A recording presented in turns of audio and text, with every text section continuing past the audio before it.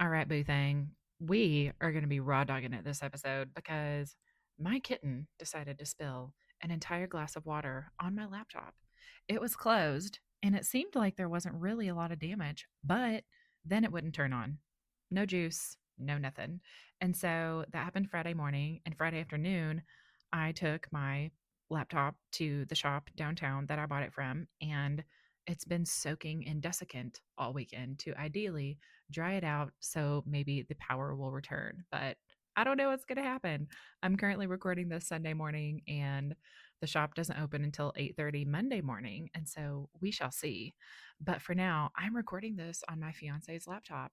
And so we're doing this raw and dirty, but we're still doing it, right? Because we need to talk today about the Gene Keys pathway of growth and the brain sphere, because you already know that your business can feel good.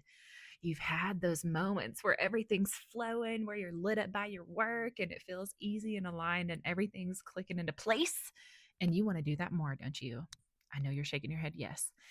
And you also know that there's this version of you that doesn't require you to override your capacity, sacrifice your presence with your family, or turn yourself into someone or something that you're not, right? I'm sure you've done that before, just like I have, and we are not available for that anymore.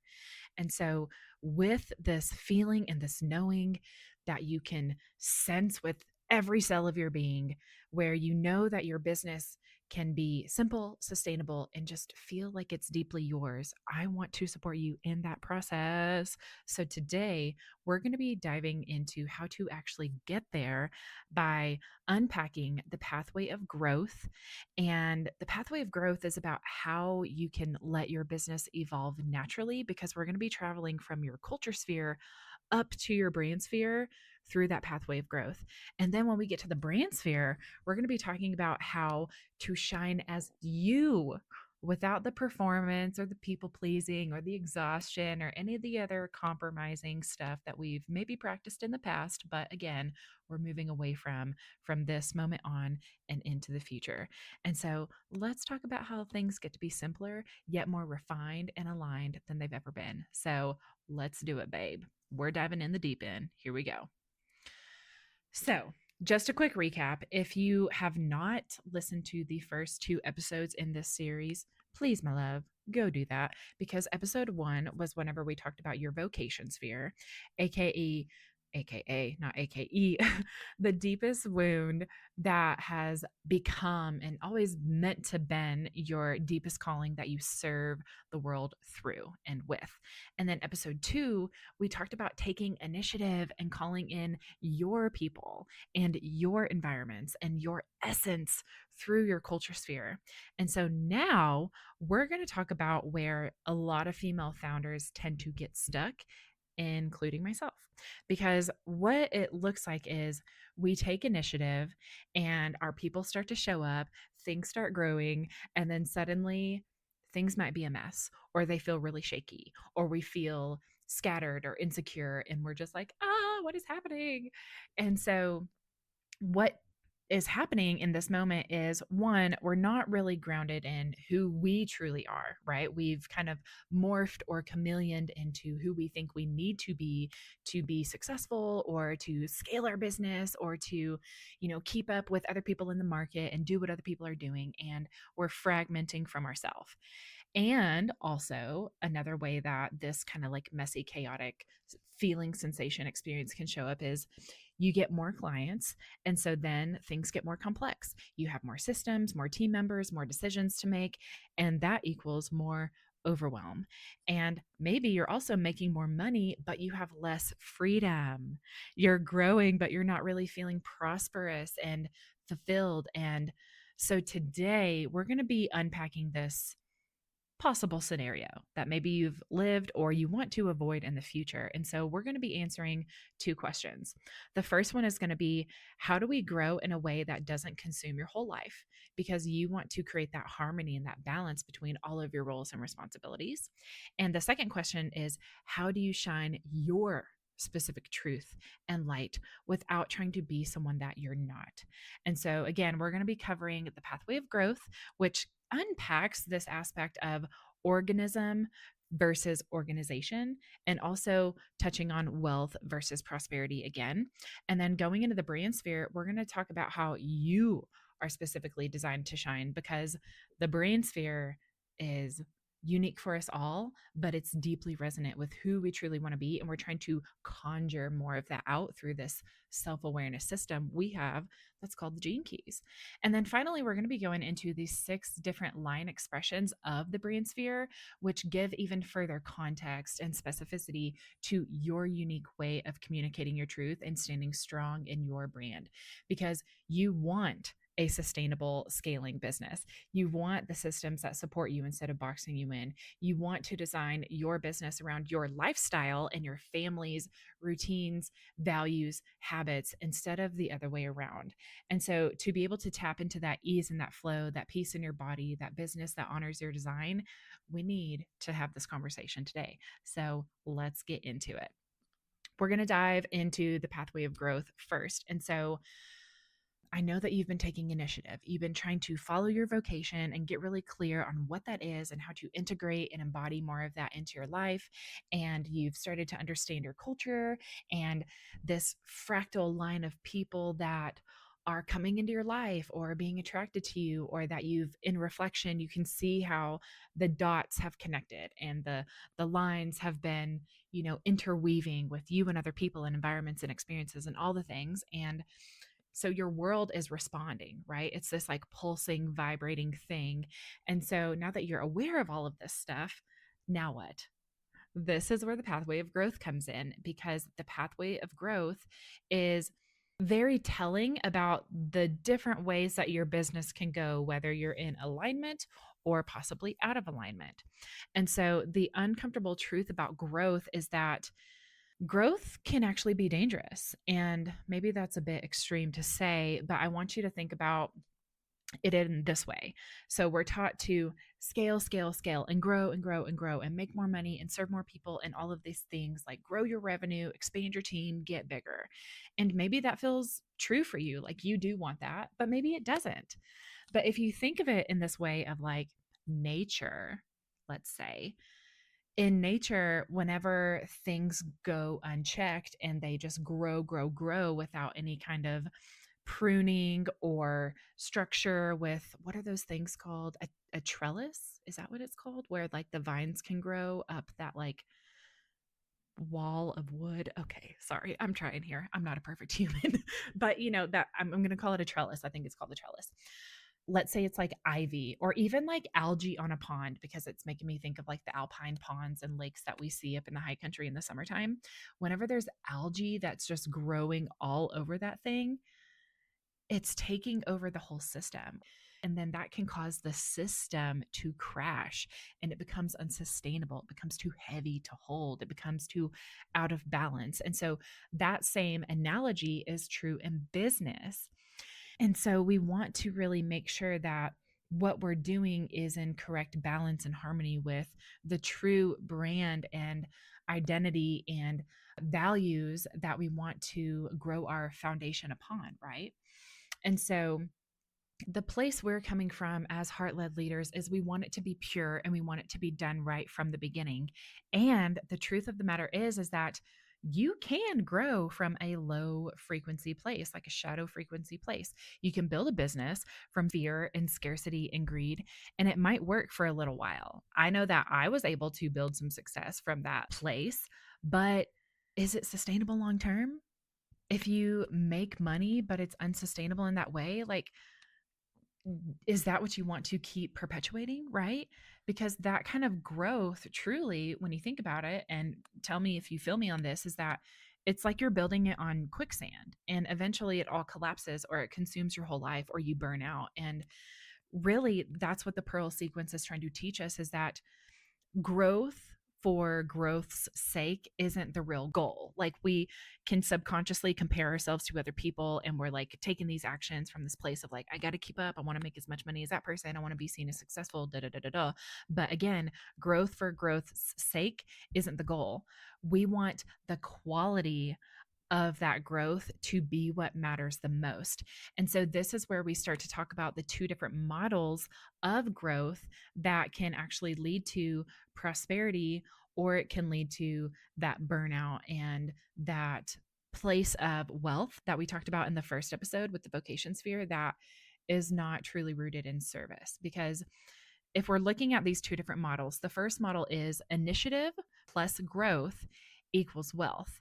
And so the focus of this model is that you want to make as much money as possible.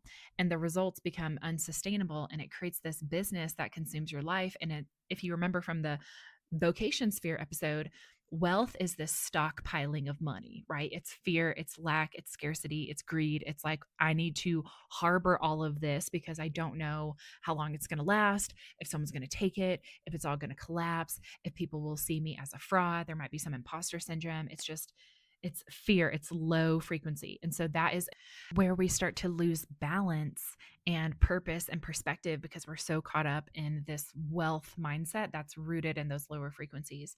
However, the second model is where initiative plus growth plus service of the collective and everyone and everything else outside of yourself who you're meant to serve, instead of being self-serving, is what equals prosperity. And so again, the focus is on serving the whole, right? Answering that holy grail question of how can I be of best service to the whole, which the result of that is sustainable.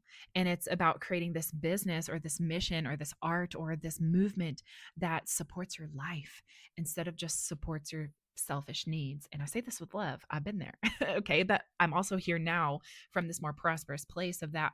My life feels so rich because I'm so service based, and I've detached from the money when the money was a driver for so long that now the money is a beautiful byproduct of my heart of service. And so this is where you can grow in a sustainable way and in alignment with what actually matters, which is how you are uniquely designed to serve, who the people are, and the environments that you're meant to serve in, all combined together for you to hop on this pathway of growth, right? So then you can supercharge your brand and really shine out how you're meant to.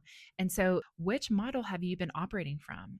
Is it from the wealth model that is unsustainable into where business consumes your life and you're just trying to make as much money as possible? Or is it from the second model that is rooted in service and prosperity and sustainability and growth and alignment that best supports the whole? Have you been chasing wealth, or have you been cultivating prosperity? That's a really powerful question that I encourage you to journal on, to go on a walk and just think about it, and to see what your next right move can be based on your answer to that question. And so, there's a huge distinction that I also want to amplify here, because there's this aspect of organism versus organization. And this distinction and this awareness has started to change my thinking about business and relationships and the organism that I'm cultivating in the world, and hopefully you too. But let's start this conversation by diving into the organization aspect. And so, organization is man made, it's built, it's controlled, it's hierarchical, it's ego driven. So, in this model, it's really easy to put yourself first, right? And it's nuanced because I'm always like, you have to serve yourself first before you can serve other people. But at the same time, it's the energy of the intention that you're taking action through. And so, in this model, if it's ego driven, if it's control driven, relationships become secondary. And I think that's where things start to get a little teeter tottered out of control and can tend to get more complex, which requires potentially more people or more systems or more, looking for answers outside of you. And you end up serving this money god instead of the other way around, instead of having money be the byproduct of your service. And so with this organization, it's really important to understand what is the intention and what is the organization being built upon, because I don't think that all organizations out there are not service based. A lot of them are, and a lot of them aren't. And so it's up to us and our awareness and our consciousness and our purity of heart and our integrity and our values to really discern between what is an organization that is man made, built from control, built from fear, versus what is really rooted in service. And this is where I think an organism comes through. And it's like this living, breathing thing that is self organizing. It is grown. It is like a light touch. It is service based. It is heart driven. It serves the whole. And it's something that you allow it to grow organically, yet also intentionally. And you can provide the right conditions for it to continue to grow sustainably with the right people, because relationships stay a primary focus of this living organism that is your business, your mission, your art, your collective, your heart. And it stays simple through this clarity of purpose. Just because your organism might grow, it doesn't mean it has to get more complex or more, messy and chaotic behind the scenes. It can still stay really simple while growing and serving the people that you want to serve. And above all else, it serves a higher ideal, and it's more synarchy based versus hierarchy based. And synarchy is where the decisions, the mission, the focus, the collaborations are more laterally spread out versus from the top down. And so it's very diplomatic and democratic in nature, right? It's like about getting different people's perspective and letting people have a voice and be a part of the decision making process and the direction of the business rather than it coming from the top down. And so you don't really build a synarchic business. You allow the synarchy to grow through those relationships and through that service. And it's kind of like being a gardener instead of an architect. You provide the right elements and conditions, you listen, you read the signs, you use a light touch to allow it to grow and flourish. And so in regard to this organization versus organism perspective, I want you to consider this question of, does your business feel like an organization that you have to control and white knuckle, or does it feel like an organism that you're tending through your heart, through your love, through your purity, through your clarity, through your awareness? Because that's really what's going to help it ideally go in the direction that you want to go versus kind of slide back in the direction that you don't. And the pattern that I see over and over is that women entrepreneurs, female founders, their businesses start with this high ideal. They're excited, they're aligned, they're clear on what they're doing and why they're doing this. And then oftentimes the material aspects come in. And you can be making decisions from fear and lack and scarcity, or maybe the success rushes in and the ego steps in to try to steer the ship. And the organism becomes an organization and becomes white knuckled. It becomes fear based, more, more, more. I feel like it's this very like manic kind of energy to where you're constantly spinning in your head and you're disembodied from your heart, from your truth, from your why that you started it for. Even if it's like slightly there, it's like the magnification from that heart aspect and the deeply embodied dropped into your heart and your soul and your womb has shifted to more of the cerebral, to more of the fear, to more of the projection of success and what you think you need to be to hit all your revenue goals. And then what breaks down first? Relationships. Relationships become secondary to the perceived success, or the business gets more complex, more time, more people needed to run it, more people that need your time and attention. Hierarchy can potentially come into play, resentment builds. And so the end result is that you're serving money rather than serving the people or yourself or your heart or your mission or your calling that's been placed into your DNA. And so really consider, have you been prioritizing your business growth over the relationships that make the business meaningful? And I know I'm asking you a lot of reflection questions, but I'm pulling this information directly from the Pearl Sequence book, and it's just bringing up so much important aspects that we need to consider as we're building our heart-led business, and truly what will make it sustainable long term and keep it pure and keep it holy, like holy in our hearts. And even if you're not religious, I think this applies. And so in business, it really comes down to these fundamental human issues of fairness and trust and respect and integrity and transparency and supporting your other fellow humans. And so we really want to get grounded in that, in ourselves and in our family and in our relationship, because then we can build a business around that lifestyle, not the other way around. And so you've probably heard this quote of, build your business around your life and not your life around your business.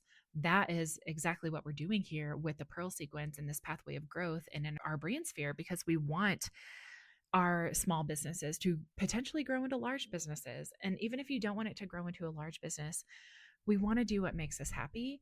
And we can do that while keeping things simple. I truly believe that. I feel like I've taken the long, hard route to get to this point. And that's why I'm sharing this with you now, because I know you want big success in whatever definition that means to you.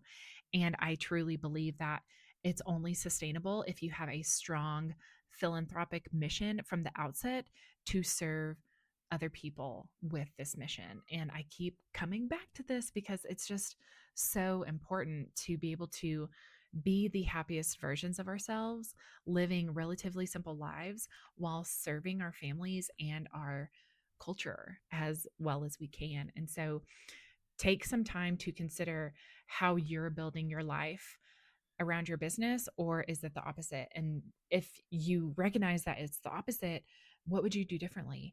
And if you recognize that you're already building this heart-led mission around your life, how can you amplify that even more if you want, if it feels like the right time?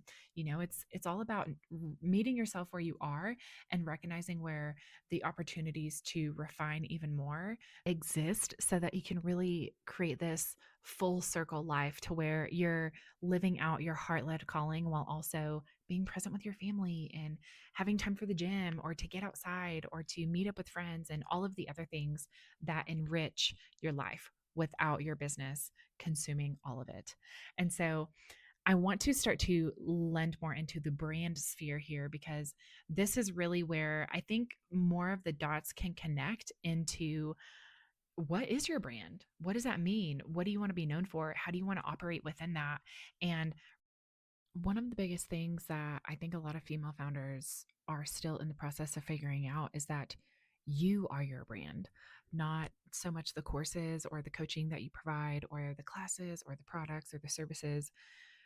That's not actually what you're selling. You are what you're selling, and people buy people before they buy things. And so, whenever you can start to resonate more deeply with the gene key that's activated in your brain sphere and the energy of that, and start to go deeper into that and really embody it, I think that's really what's going to unlock your service, your truth, your awakening, and help awaken other people into that as well.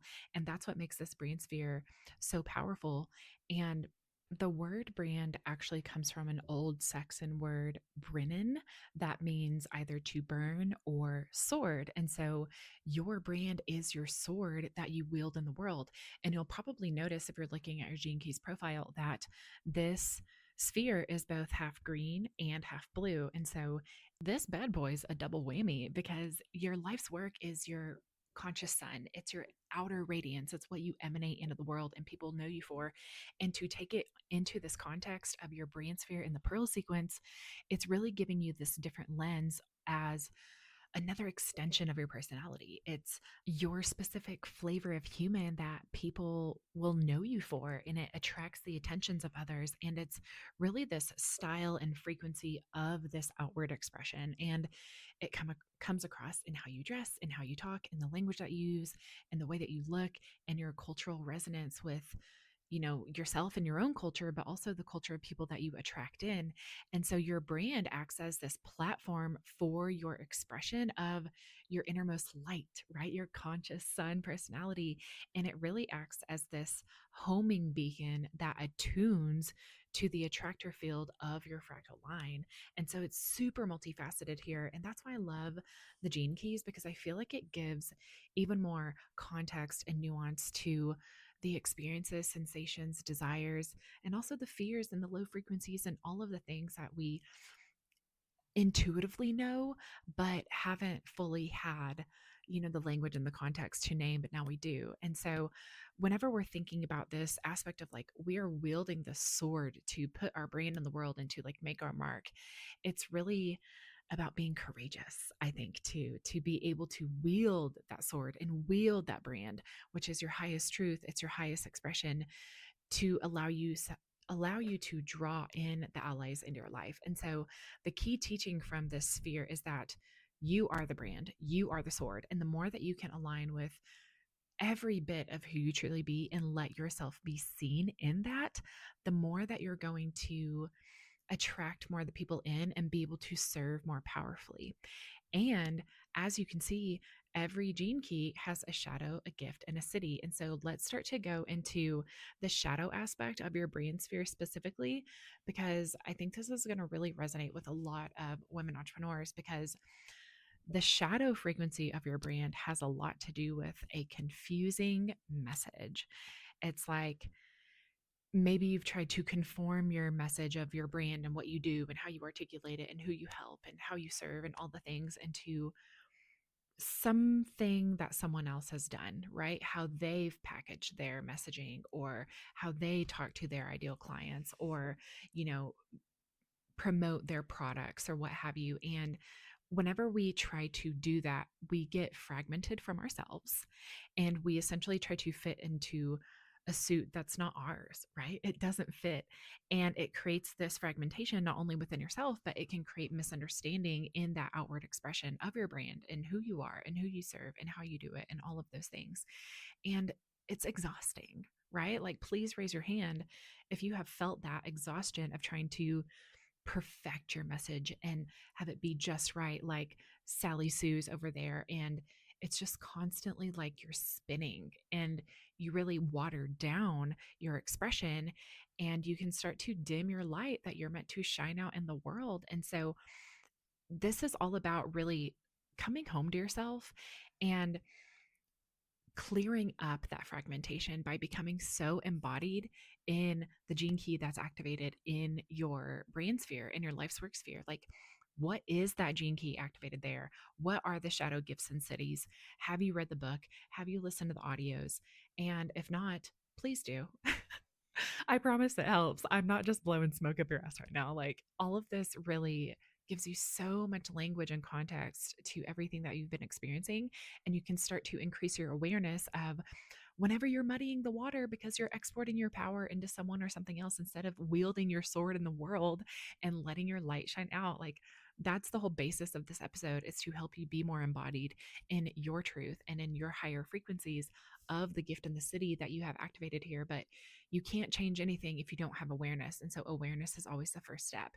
And so once you become aware and you can start to recognize the shadow, then you can start to release the gift. And so this is where things get massively liberating. And it's like you can let go of all the chains, you can cut the cords, you can stop trying to fit in these boxes that don't really align with you, and you can be yourself truly, fully, wholly without compromise.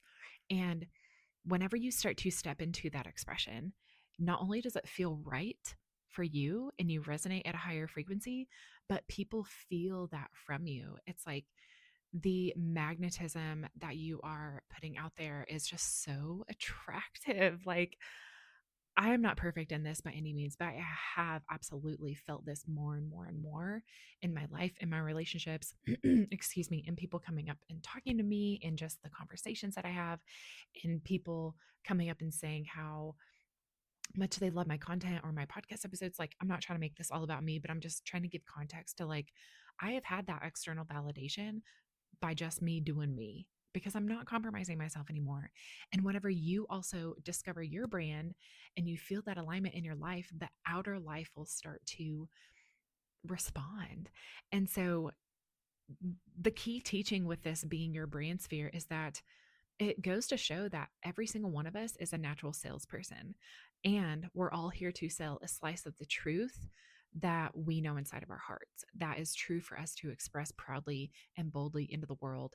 And when it comes down to you doing this, you will feel more centered and grounded, and it is catalytic, and it is freaking electrifying.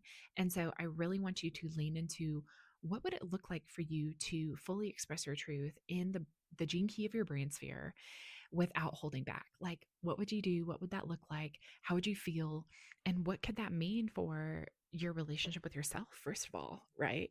And then how you show up in your relationships, in your business, in your collaborations, in networking events, like in your copy, on your content or your website.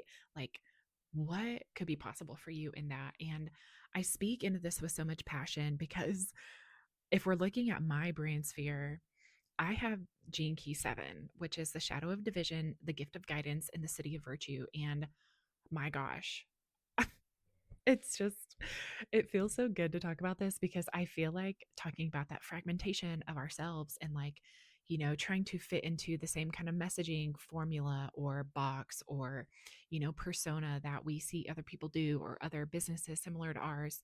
It's like we get so fragmented from ourselves. That is the shadow of division. It's like we're divided within ourselves. And so what I have learned through doing that myself is I have learned to guide myself, right? Gift of guidance. It is being embodied in my truth and who I am and how I want to show up.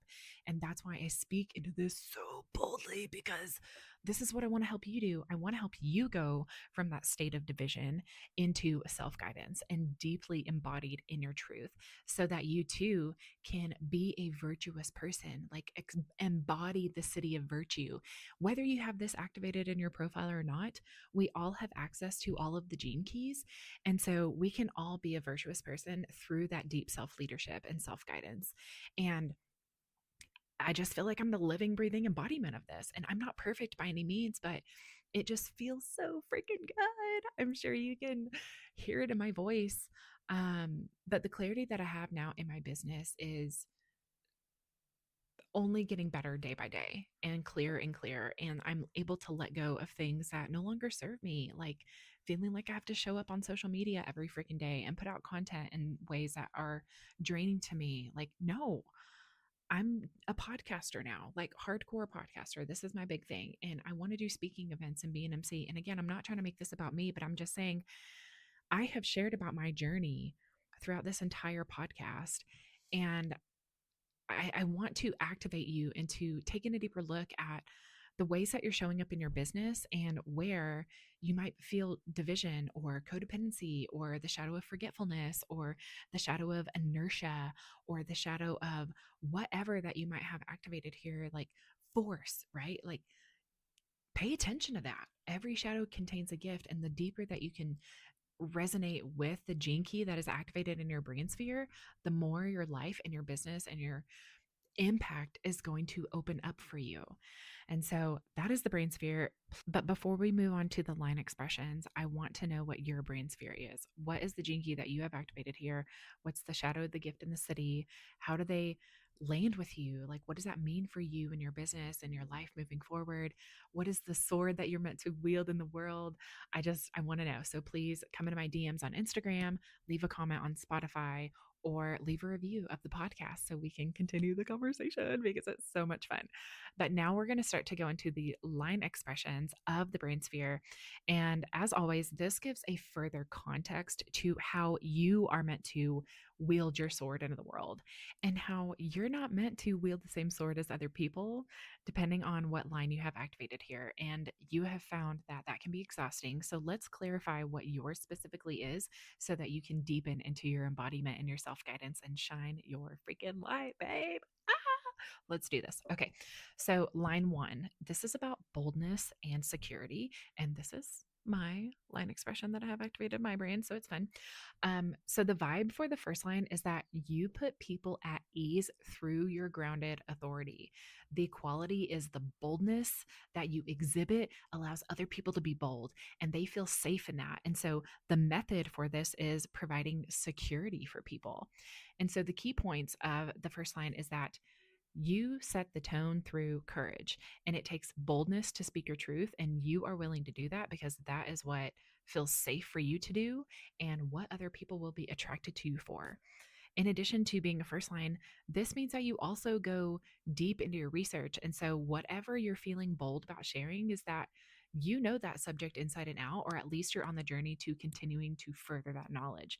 And others sense that authority in your subject field and feel safe in that. They're like, oh, you're a trusted resource for this. Oh, I want to turn to her to ask questions and get more information because she knows what she's talking about.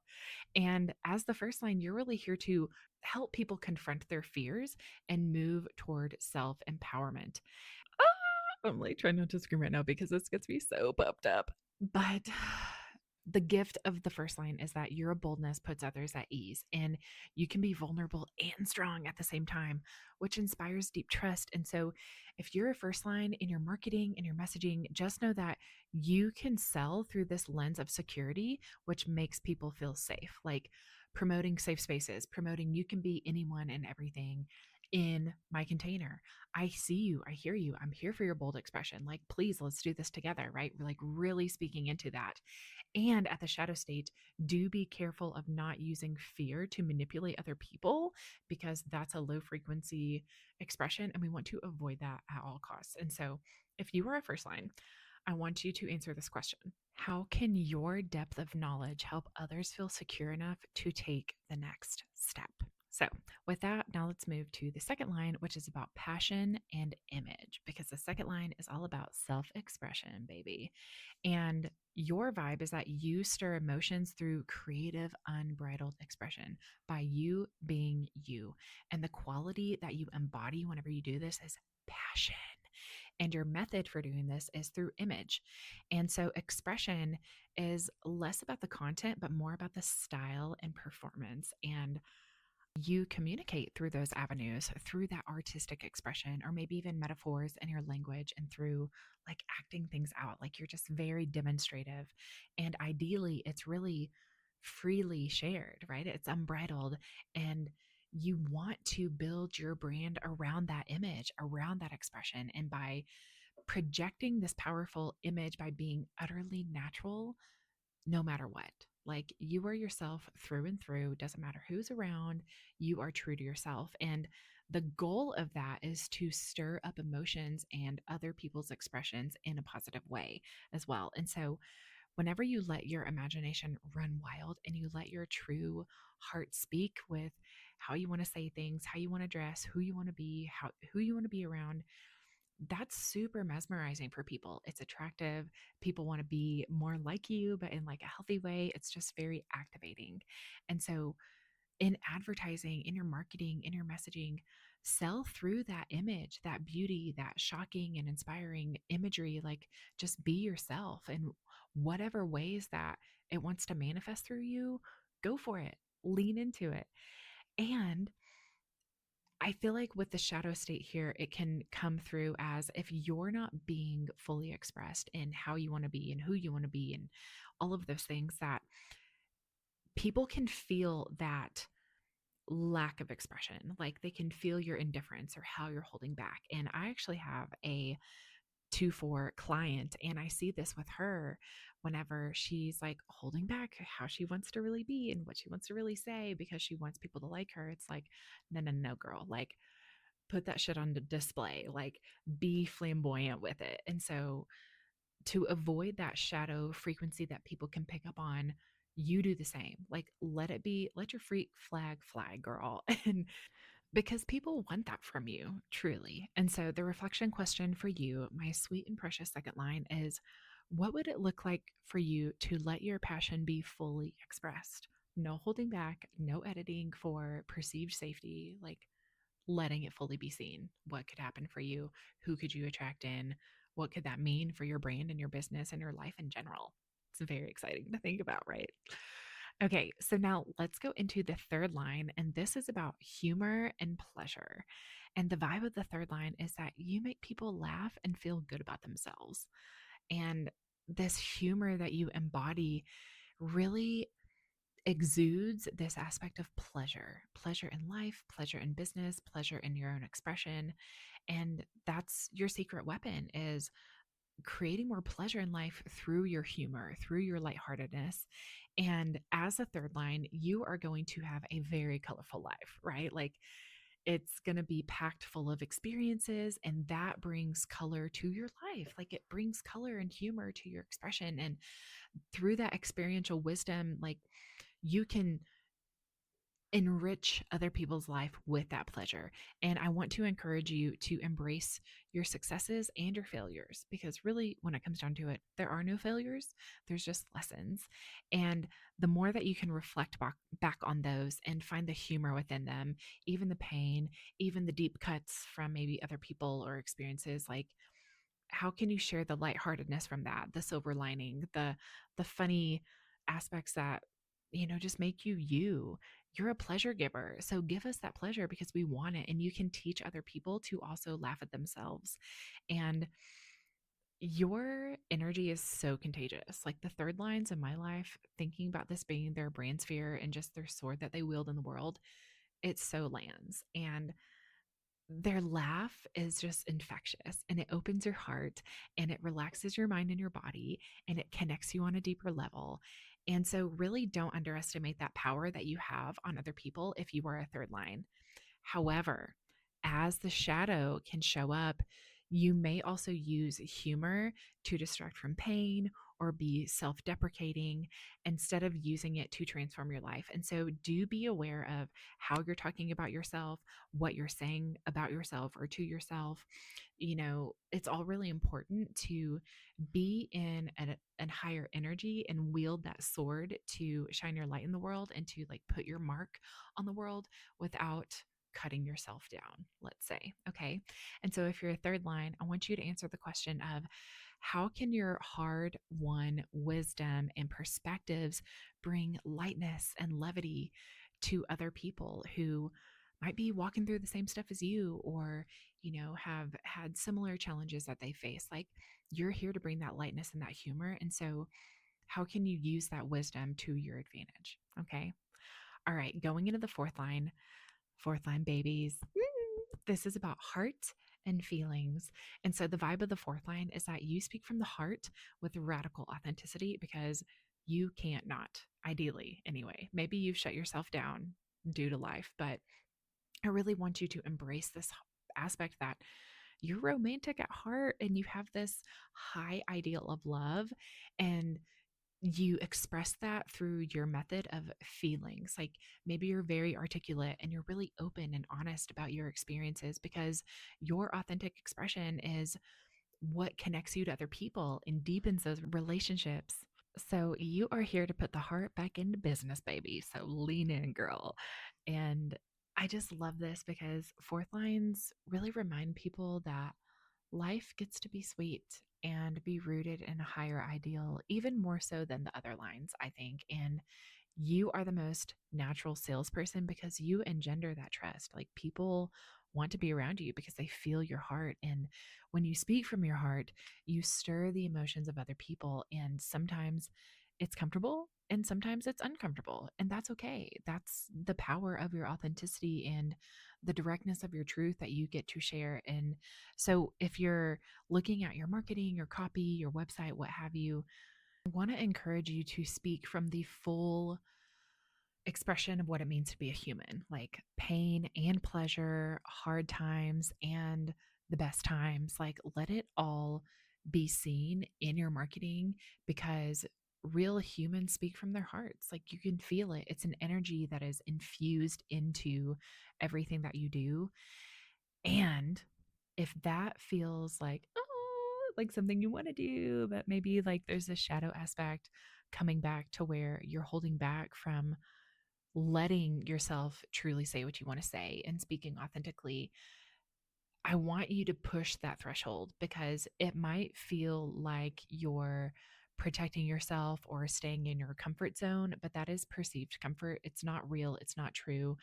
And we want the real and true you. And people can feel it whenever you're not really saying what you want to say. So let it be seen, girl.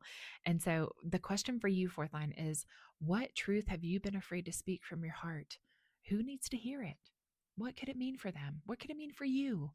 And really shining a light on that truth of your heart that is dying to come out, I think can be so liberating for you. So do it, do it, do it. Okay, going into the fifth line, this is about wisdom and solutions. And the vibe of the fifth line is that you offer practical solutions backed by real wisdom. Your knowledge, your wisdom is what people come to you for, and that method is solutions. And I see this so clearly in the fifth lines of my life too, because they're so practical about things and it's just so easy for them. And they're like, what? Like, this is a big deal. And it's just so natural to them, which I am kind of jealous about, to be completely honest, but it's okay. I have my own strengths, right? But The fifth line, you're all about practicality, yet feelings can sometimes get in the way of the action of the practical solutions. And so the Gene Keys book says the healthy fifth line also knows that humans are humans and feelings need to be taken into account. At the same time, the fifth line knows that prosperity is about balance and it has great inner wisdom when it learns to listen. And so, whenever you can start to listen to your feelings and acknowledge them without letting them get in the way of the practical solutions that you're here to share through your wisdom, that's really where you can balance that listening with action and be this great promoter of simple yet efficient ways to solve problems and build businesses and create impact or serve more in your family or whatever it is that people are coming to you for and that you feel like you have this massive wisdom bank to share with others. And it's really about this practical compassion. It's like you're a natural leader and you want to get stuff done. Like you're here to serve, to lead, to guide, to share. And whenever you can balance all of that together as best you can, I'm not saying it's going to be perfect, but the more that you can balance it, you're going to connect with the right people, with the right solutions to create that impact in the world, not only in your own business and movement, but have that ripple effect into other people and their businesses and their movements. And so the shadow aspect that may come through for the fifth line is acting without that consideration or listening without acting, which throws off that balance that you're really trying to just be at that fulcrum of the seesaw and just kind of dancing with that flow, right? And so as a fifth line, your question is what practical wisdom have you gained that you could solve someone else's problem right now? And I do want to say this, that boundaries are the dilemma of the fifth line. And so you get to be really discerning about what problems are yours to solve, what questions are yours to answer, so that you can protect your energy while also being of highest service to the collective. So, finally, we are going to go into this sixth line, and this is all about vision and education.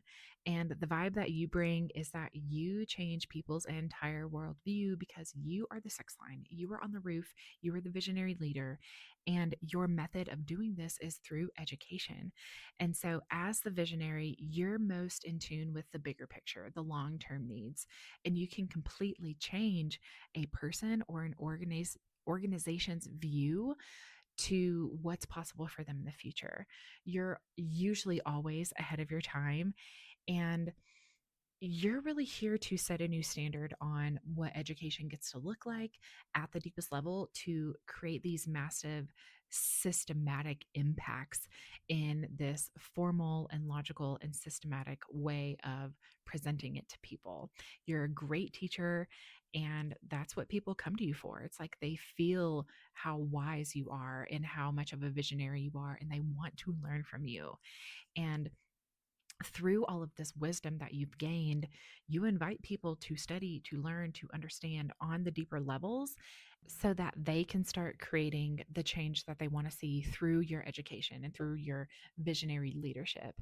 And so, in your marketing, in your messaging, I want you to know that you are here to be an educator. You don't just sell a product, like people come to you to learn. And so you'll likely be invited to come share your wisdom, or you can invite people along the journey to come learn with you. And on the shadow aspect of it, if you have a vision that is so far ahead that people can't relate to it or receive it, that's where you kind of have to find that delicate balance and that nice touch of how can I break this down to people in a way that's digestible to them so that you can educate them how you want to, right? And I don't want you to feel like you have to compromise yourself by any means of oh, I got to dumb this down for people, but I think being a leader and a female founder is about meeting people where they're at and doing your best to kind of bridge that gap. And you can't control people's understanding, but you can control how you meet them in the in between. And so that is a really great gift that you will likely have anyway, because you are an educator. You've worked with a lot of people, you've gained a lot of wisdom. And so just do be aware of that, or even reflect back on maybe where that situation has come up for you in the past and how you handled it, or how you wish you would have handled it, or what worked well and what didn't, and so on and so forth, so you can make adaptations for the future. And so, your reflection question as a sixth line is, what vision are you carrying that the world isn't ready for yet? And how can you make it accessible now?